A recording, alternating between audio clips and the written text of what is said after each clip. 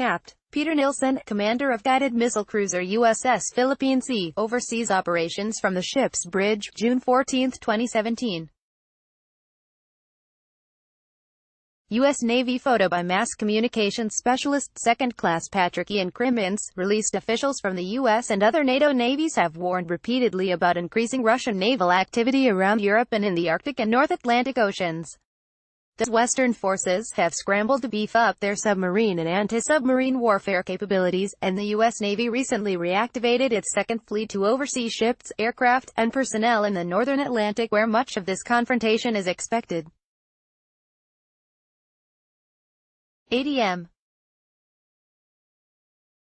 John Richardson, the Chief of Naval Operations, announced Second Fleet's reactivation in May, saying the U.S.'s most recent national defense strategy makes clear that we are back in an era of great power competition as the security environment continues to grow more challenging and complex. According to Richardson, another feature is adding to the complexity of that environment. U.S. Chief of Naval Operations ADM. John Richardson speaks with Suffolk Area Information Warfare Command's Defense Department civilian employees and sailors during an all-hands call, March 2, 2018. U.S. Navy Chief Masscom Specialist Rafael Marti. U.S. sailors are increasingly having to defend against Russian electronic jamming devices like those seen in action in Syria, Richardson told Voice of America, saying that such jamming had absolutely been experienced in international waters. "This is an emerging part of our business now," Richardson said. Richardson did not go into detail about what sailors have encountered, the types of platforms affected, or what effect that jamming had. But electronic warfare attacks can disrupt navigation systems and interfere with communications and data links that the U.S. Navy uses to target other ships, planes, and bases. A spate of Navy accidents in the Pacific in 2017 raised concerns that electronic warfare was involved, though Richardson said last year that no evidence of that was found and Navy reports indicated human factors were to blame. The USS Fitzgerald, an Arleigh-Burke-class guided missile destroyer, damaged in a collision with a merchant vessel at the U.S. Naval Base in Yokosuka, Japan, June 18, 2017. Turhanai, Reuters. Russia is believed to have expansive electronic warfare capabilities.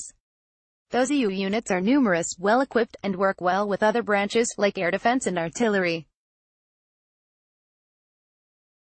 Russian forces have also gained experience with electronic warfare on the ground in Syria, which has become a kind of test bed for the Russian military. Richardson is not the first Navy leader to warn about electronic warfare at sea. ADM. Jonathan Greenard, a career submariner who preceded Richardson as Chief of Naval Operations, said in early 2013 that cheap jammers, signal detectors, computer processors and radios would make it easier for unfriendly forces to act across the electronic spectrum. The Navy has the NSLQ-32, an electronic warfare system that has been deployed in various forms for decades. The system has gotten several upgrades to boost ships' abilities to detect threats, thwart adversaries' offensive view abilities, and to counter enemy missiles.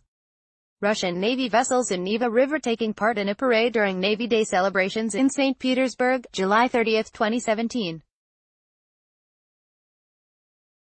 Associated Press. Other NATO naval officials have noted the growing role of electronic warfare in maritime operations. Commodore Søren Tingard Larsen, the Danish officer in charge of standing NATO Maritime Group 1, told Defense News in June that during this year's Baltic operations exercise in the Baltic Sea, the crews of the 4 ships under his command were told to keep their phones on airplane mode to ward off hacking attempts. "It is very important that we learn about this new environment, that we learn how to handle it and how to protect ourselves from influence in the cyber area," Larsen said of the restriction.